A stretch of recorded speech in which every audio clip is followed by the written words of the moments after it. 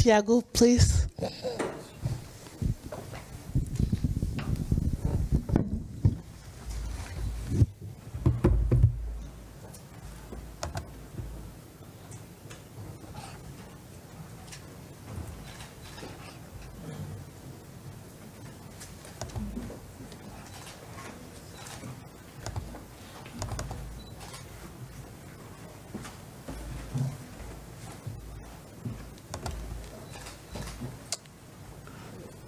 Good morning, everyone. This is actually not a picture. Okay. This is actually not a picture of a picture bank. It's a real picture of a farm that we have in Angola. And it's a picture of the non-oil GDP just growing there. Things that Angolans eat and that count for the statistics of the GDP of Angola. I think it's important to understand where the picture comes from. My presentation covers two things. One is who Angola Capital Partners is and the investment funds, which I believe is the reason we were invited to speak.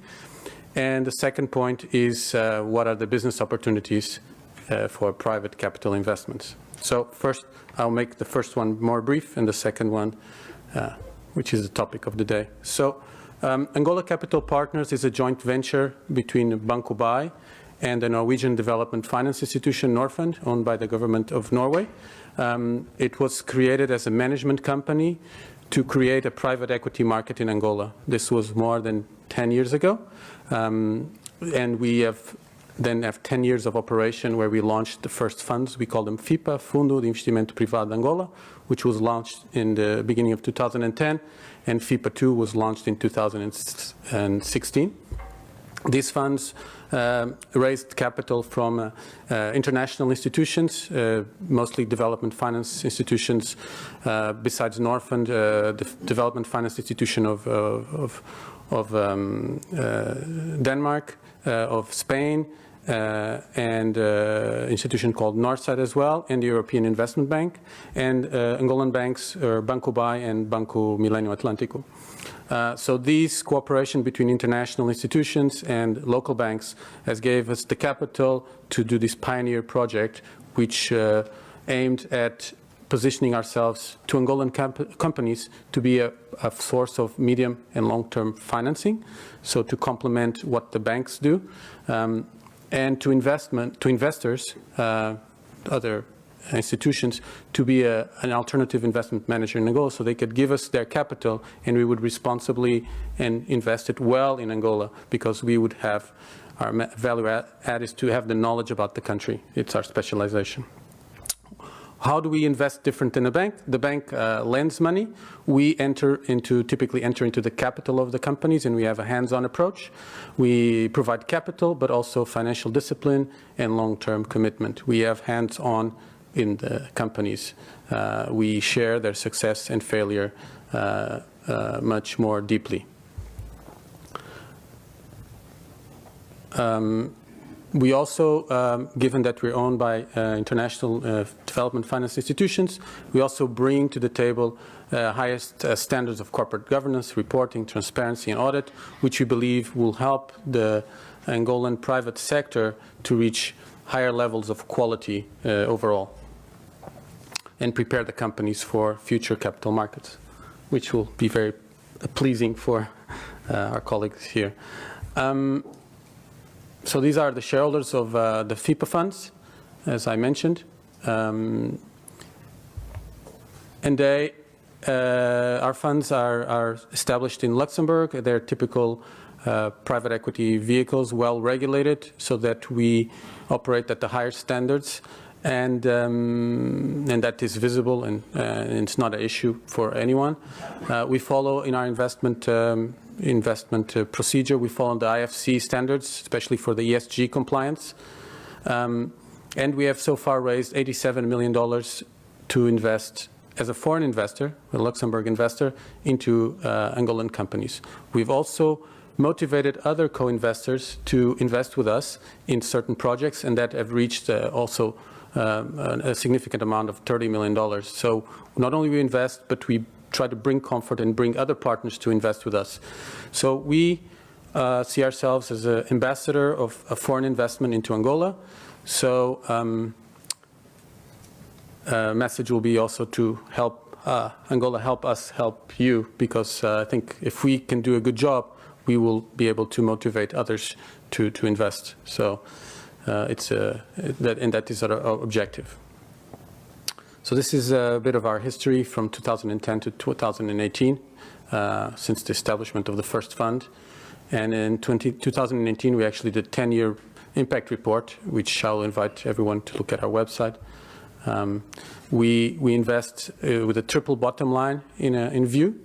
We invest for economic value, so we need to make a commercial return, but we also need to follow environmental and social rules and have good results in those metrics, and all based on governance and integrity policies.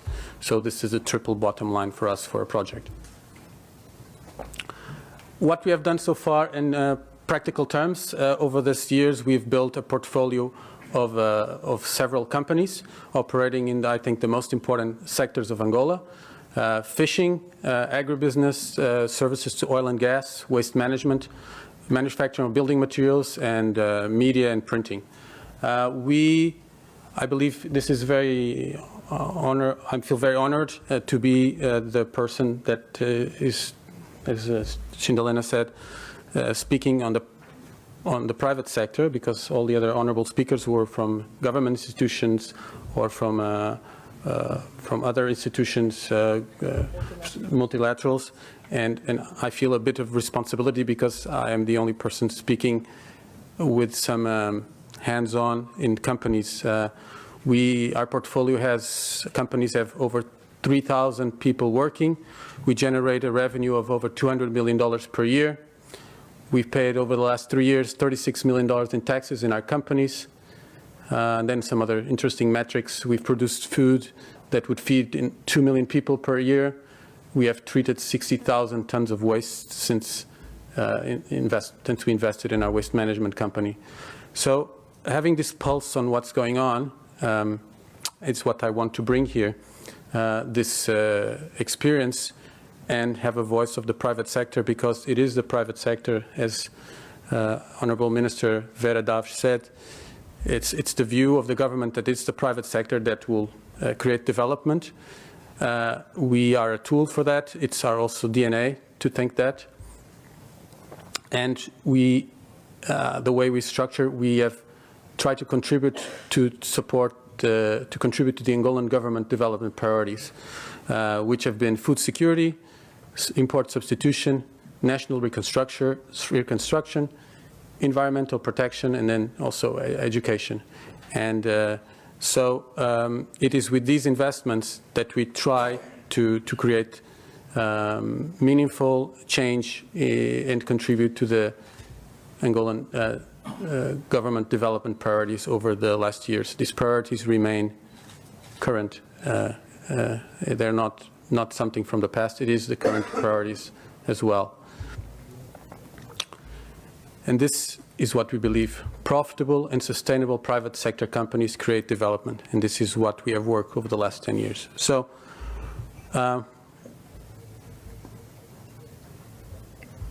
in this vein of thought, this is where I'm going to speak a little bit about the business opportunities for capital investments. We are very pleased with the political changes that happened over the last years, which is in line with everybody has said. We have worked in very difficult conditions over the past years before this political transition. And we, Angola Capital Partners, wants to be a privileged partner of the government to create private sector development and help the government succeed in its objectives of developing the country and making the changes. The changes without a sound economy will be very difficult to implement. So we are here to help. We're here that Angola can count on us. So the only thing I would like to say before I enter into more details is, please, Angola, help us help you.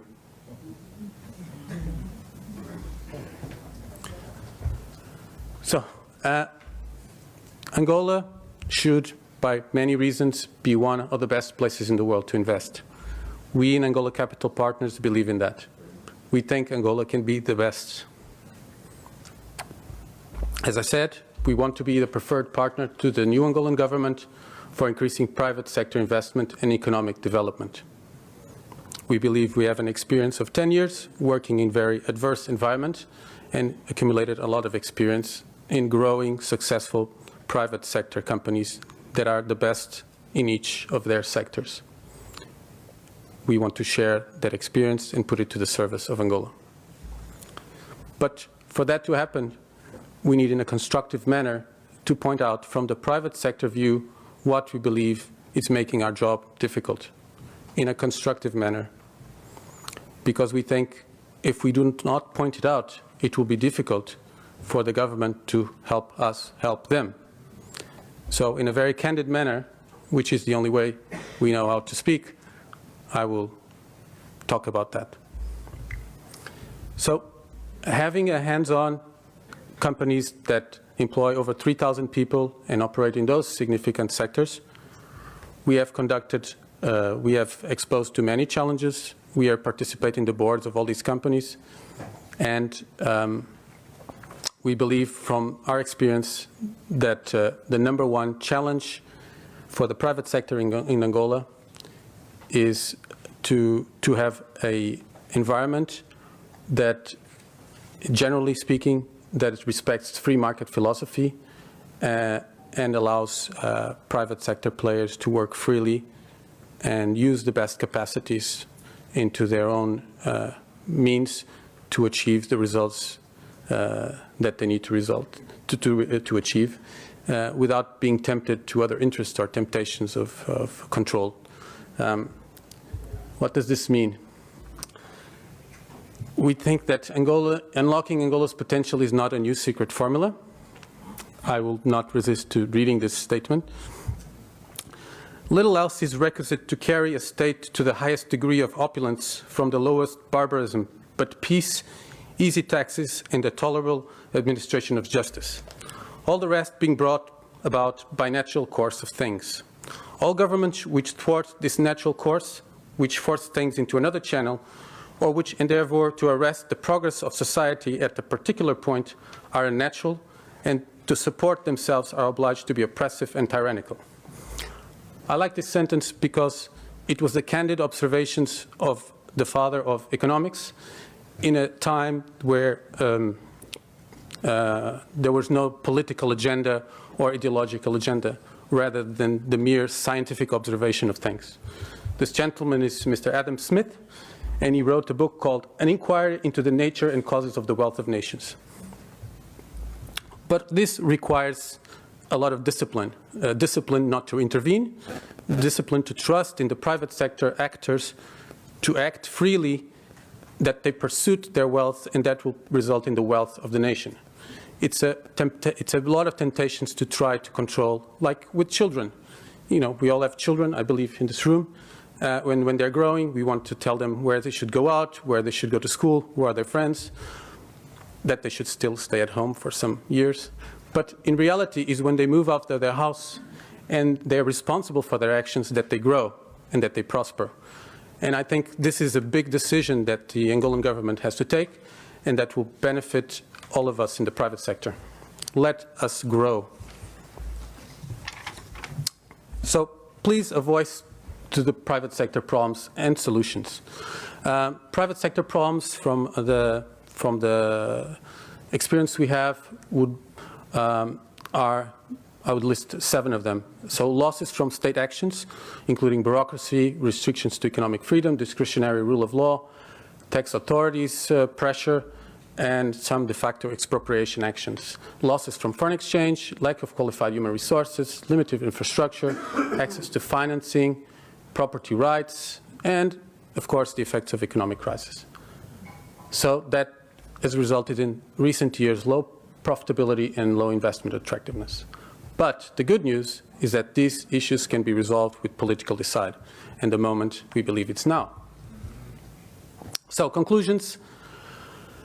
Until a sound framework and principle of market economy are implemented, it will be difficult to attract and maintain foreign investment. But if a sound framework is implemented, this will attract the best quality capital and the best companies from the world. Companies from developed markets bring good governance, technology, training, development opportunities, health and safety, social and environment standards, respect for law, AML, KYC compliance. An unsound environment will promote the exact opposite, will incentivize the companies to come to be of lower standards, third, fourth tier, that will try to escape regulations by using illegal actions, by under the rug, finding a way around regulations. These are the worst companies, the worst capital that Angola can attract. This is a good capital. This is the bad capital. Angola needs to choose, and it can choose. The first picture is actually one of our portfolio companies called Angola Environmental Services, which is ISO certified and audited and yearly audited by multinational oil and gas companies. So, investing in Angola, we're investing with our wallets and our heart. I have a poem which then you can read, but it says, it should be for all of us, it was supposed to be for all of us, and it should be for all of us. So let's just try to do that. And I will save the music. And this is what I have to say. Thank you very much.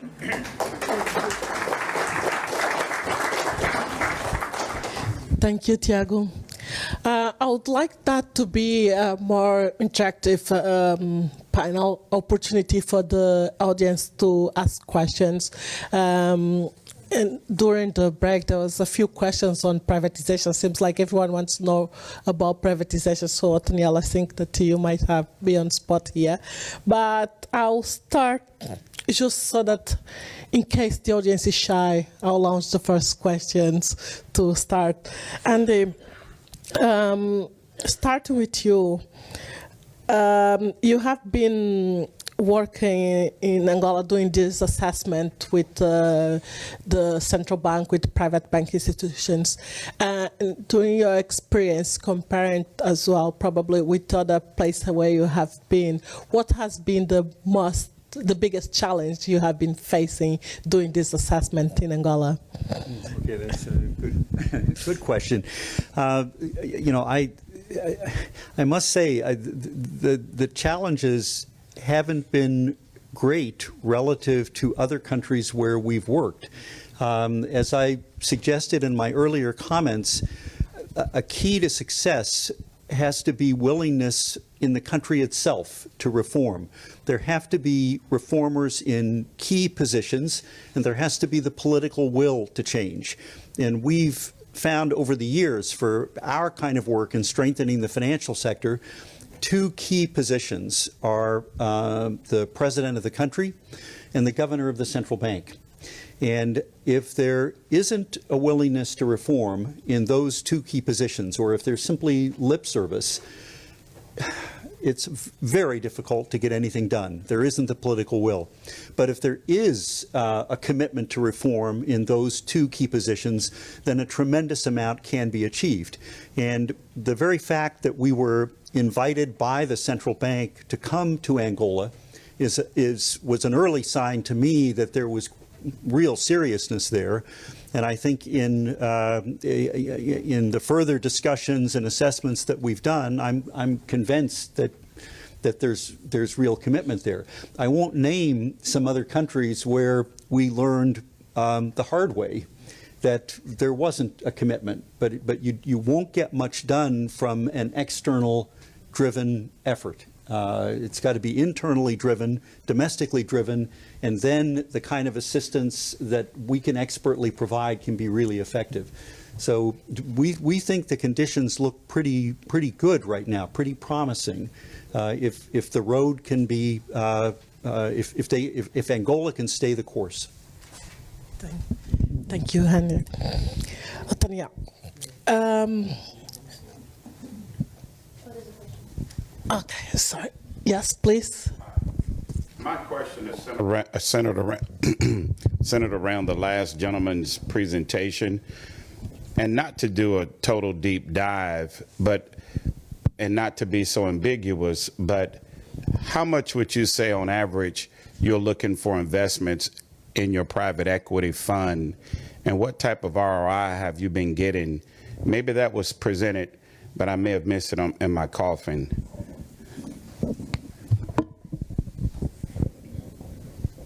Yes, thank you. As a private equity fund, we have a prospectus. We are regulated under Luxembourg, where we have our vehicles. The target IRR for that market that we are able to fundraise internationally is IRR of 15% in dollars. That's what we target to achieve. Until 2014, our funds had a posted evaluation which is around 30% IRR in dollars. So we were very well positioned. After 2014, everything has changed. And so we're now much lower. We're basically breaking even. And that is a reflection of the economic crisis, the de-dollarization, and the cost bearing of the private sector that took a big hit with all the things that happened since 2014. And I think at the moment we are our companies are just trying to survive this environment so that when the new cycle of growth, especially if the new government opens up and lets the full potential, that they are still alive to benefit, and we can go up to IRR that's higher again. But at the moment it's very difficult for the companies to make profits. But they are preparing themselves for the future. Where will they make profits? They will show the world that they make profits, and they will be able to attract more people into Angola, more investors, because they will show that for the wallet is also good to be in Angola, and we're really keen to be able to show that. Sure, thank you. And what do you think will assist in making profits, quote unquote? I think generally a lot of the losses that we have posted, of course, some is from weak demand, but a lot is from a lot of state-related and foreign exchange losses that our companies have incurred. So I think once we have got to a better environment that's more conducive, I think the potential of the country is there. So things are in place, and so once macroeconomically there's not so many foreign exchange losses incurred, and that other losses are not incurred by certain bureaucracy costs a lot of money, lots of money. You know, instead of $1 million stock, you have to have 2 or 3. That's a lot of money invested. There's many details that we can go into to show how much bureaucracy costs. Every time there's a inspection that sometimes makes up problems, you need a team to be dedicated to that instead of, working, and so the costs are enormous. Property rights, for example, we have to deal with those issues as well. So once all of this is smoothly running, the companies will have their hands free to do what they're supposed to do, which is produce food, produce materials, sell, and make money naturally. So I think that's the objective of everything. Profit is not bad. Profit is required to make the company sustainable, and is required to attract more capital. So it's not an evil. If people are producing, if they're doing their job, they should profit. The problem is when the ones profiting are not producing anything. That is the problem. So once you remove the bureaucratic fingerprint off of some of the business entities, it'll become more profitable. We believe so. So we're here with a hopeful word, and we know that this is possible. So, and that's the good news. All of those were problems, but they can be resolved. So once the political will from the top to open the economy boils down to the ministries and the agents of the state, they say, hey, stay away from that. Do not, you can do your job, but don't go harass people. Don't. So once the word is out, when I was telling a story, if I have time, to actually one of the colleagues here that living in Luanda for Angola for more than a decade, sometimes I would go spend my weekend in a beach called Cabo Ledo, which was about 2 hours drive from Luanda, and I would be stopped by the police 2 or maybe 3 times, and then they would ask me the documents and this, and once they even said I couldn't drive with my sunglasses to invent, and then it was very common many years ago. And then one day I was stopped, and they let me go. And then another police officer comes to me and asks me, why did they stop you? Did they have a reason? I said, well, no. And no, they didn't. Everything okay? Yes, okay. But why are you asking that? Because I'm from the force that's supervising the police to make sure that they're not stopping people to arrest them. So they had the police to supervise the other police. And you know what? They stopped, for those years, they stopped arresting people. So we need the police to supervise the other police, I think in this case, to protect the private sector from a little bit of let's say, abuse. And I think once this order comes from the top, when it's a realization that people are suffering, and that's preventing returns and preventing more investment, because if there's return, people want to invest more. It's very natural. The more money they make, people don't want to take, the companies that are serious don't want to take money out of Angola. If it's making money, they want to put it again. They want to multiply. These are the good companies. The ones that take the money are the ones that are of no interest. So once this happens, it will be a multiplying effect. So what we come here to urge is that the top of the political institution of Angola creates this police to protect us from the other police. And if this is like this, we think everybody can come and invest in Angola. Thank you for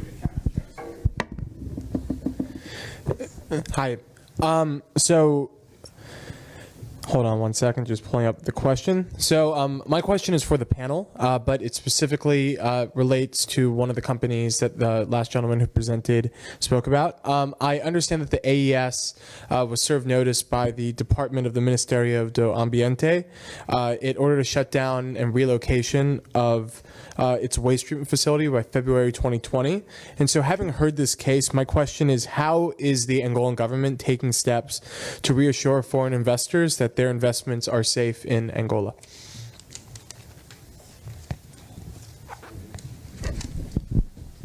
Thank you for that question. It is actually a concern to us, and I think it comes in that broad view that we need the police from protecting us from the other police.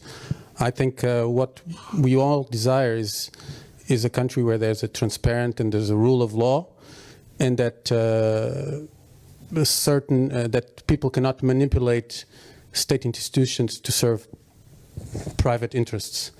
And I think from our side, what we're doing with our partners is to carry that information to the top, so that the people that want to make Angola better know when these things happen to tell them to stop.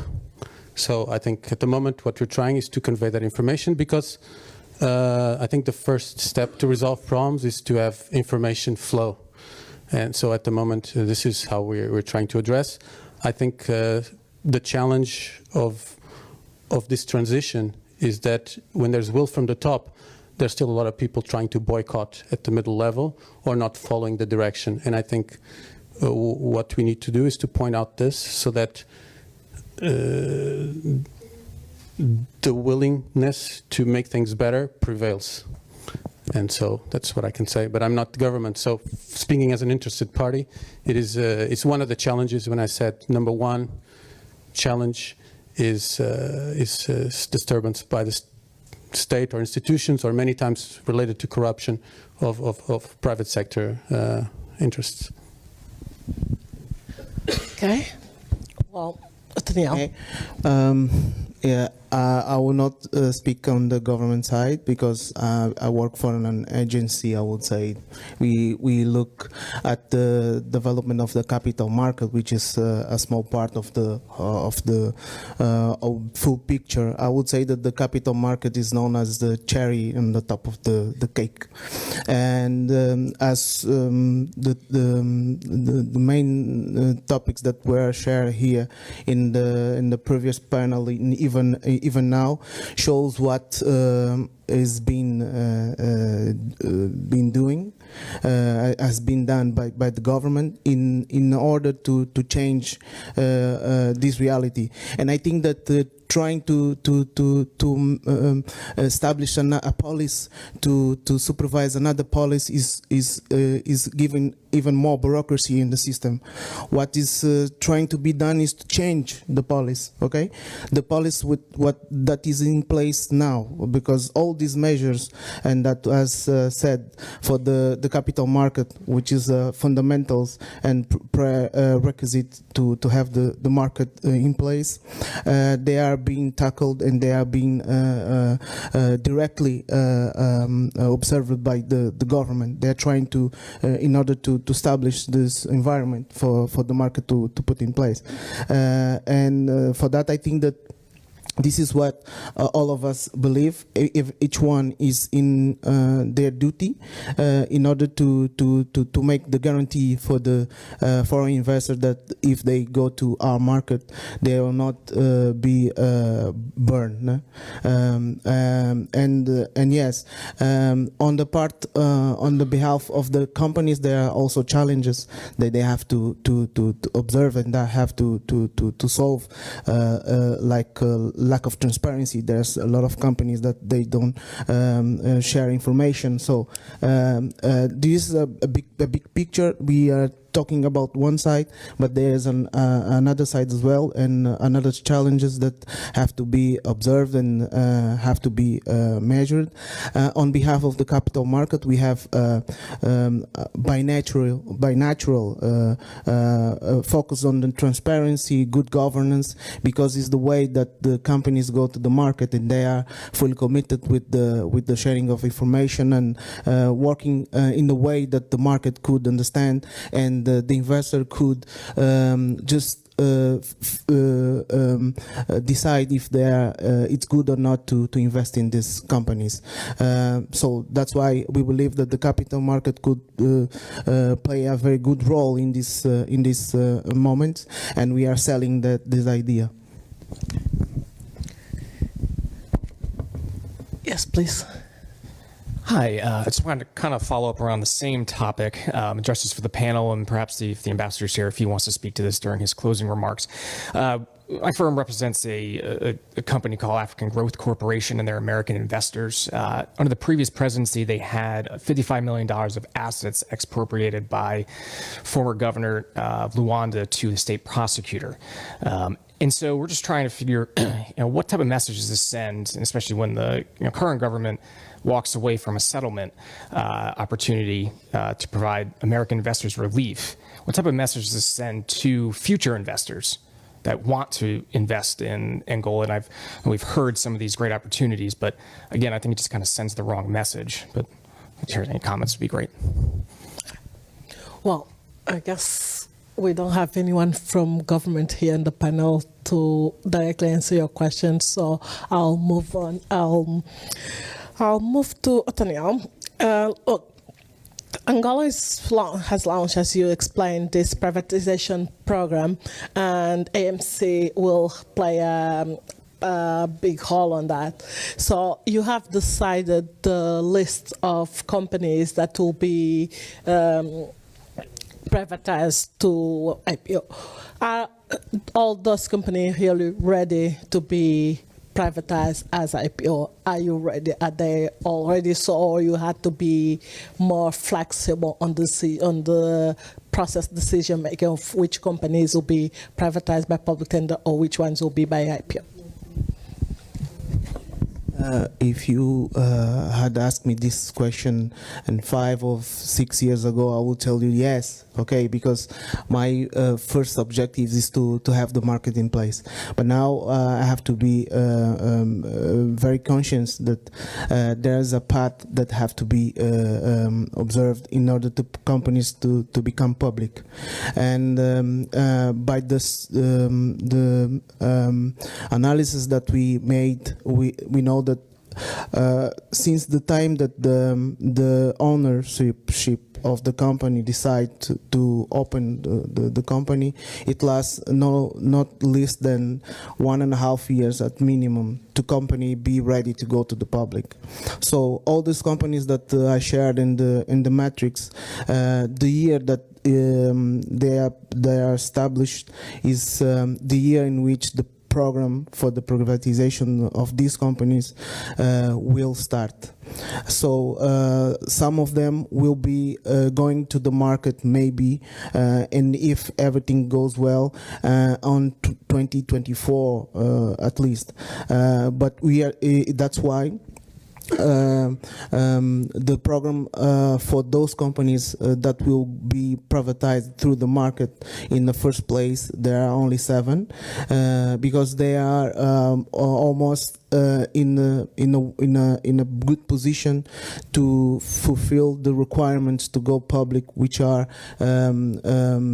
defined on the securities code, and that's why those companies with support of the World Bank and also IFC will go through this process of going fit and proper to open the capital. But let me say that this program is not ruled by the Commission, because we have our role of supervision to supervise the market, and what we will wait is to approve the prospectus of this operation of each one of the companies that will go public. In Angola, there is a commission that are looking to the program. It's an interministerial commission, and there is a technical group which is led by an agency for the state-owned companies, and also by the exchange. So for that, we believe that not all those 195 companies will be privatized through the market. Only 17 will be privatized through the market, and 7 of them will be by IPO. The other ones will be public auction, and we hope that these companies and year after, maybe 1-2 years after, will be able to open and go public as well. More question? Okay, so I'll get back to you, Andy. As you point out during your introduction, your presentation, Angola is ready to get certification in 2021. So would you like to share you participate in that? Which concrete measures is Angola taking to do that? You said that it's very important that we pass the certification. It's very important for the country that will send a good message. Is there anything that you can help? What are we doing? Are we actually focused on that? You know, because is that important? So is it something that you can assist, help us on that? Okay, all right, thank you. My sense is that Angola and the various authorities and bodies in Angola responsible for key pieces of this really are focusing on this. I think the capacity building that's going on right now for AML-CFT within the Angola Bankers Association, the Banking Association, is critical, and that's moving forward. The BNA is focused on this, the Financial Intelligence Unit.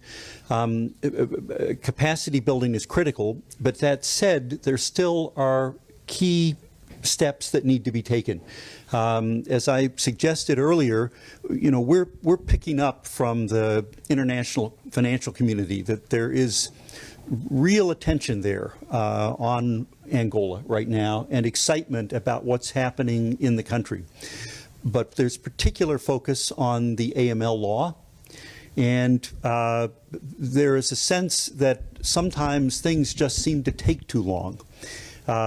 If decisions could be reached more quickly in your system, and as an outsider, I can't really see into this. It's kind of opaque to me, but there needs to be more speed, and I think the international community, the financial community, is looking for that.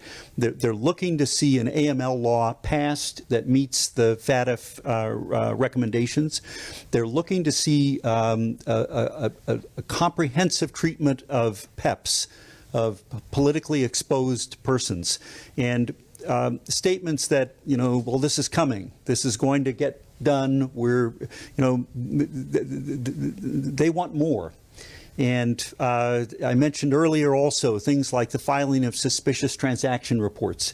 When that FATF review happens in 2021, that team is going to be looking at all of these things and actual results, actual implementation.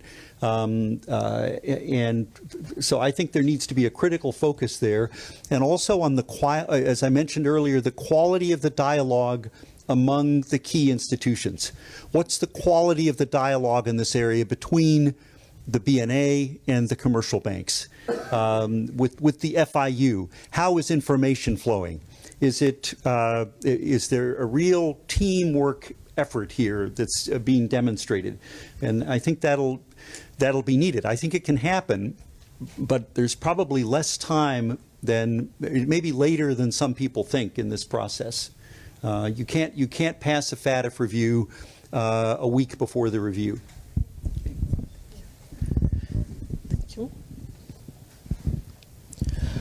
Okay, I think I'm standing between lines, so I'll not dare to compete with that. So, Maria, I would like to thank you, my panelists. Thank you for the attention, and invite Maria to proceed. Thank you. Thank you.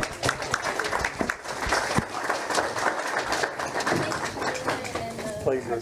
I'm simply impressed by both of your Thank you very much also for your very impressive remarks. Lots of learning. Yeah.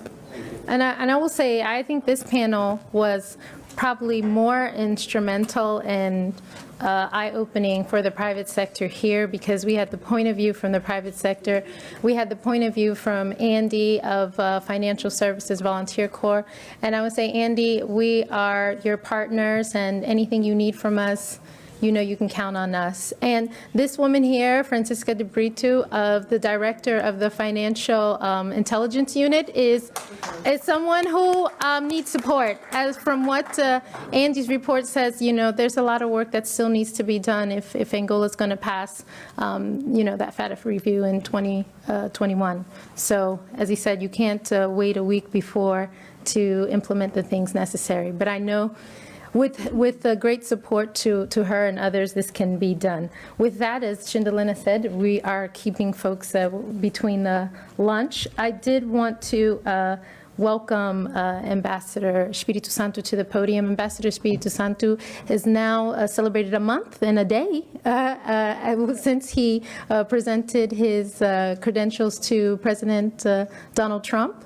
And we're excited to have him here in Washington. As I said, this initiative is a partnership with USAC, the World Bank, and the government of Angola through the Embassy of the Republic of Angola here in Washington, D.C.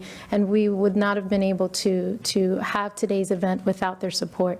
So with that, I'd like to invite Ambassador Espírito Santo to close us out for this today's forum. Thank you.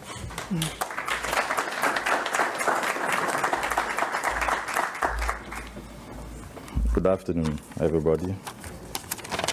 I wouldn't like to take longer. I just want to thank our partner, the U.S. Angola Chamber of Commerce, the World Bank Group. I thank our sponsors, Banco Bay, for the encouragement. To all the speakers whose contribution have greatly enriched the purpose of this economic forum, my deep appreciation. And I thank all those attended in this forum for having participated in a productive and positive discussions about the opportunities for Angola's growth, and which contributed greatly to the success of this meeting. And I thank you very much.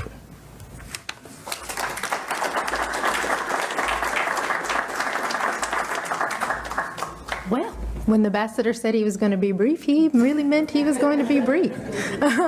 With that, as I said earlier, this is hopefully the first of a annual event that we will do to highlight Angola's economic situation.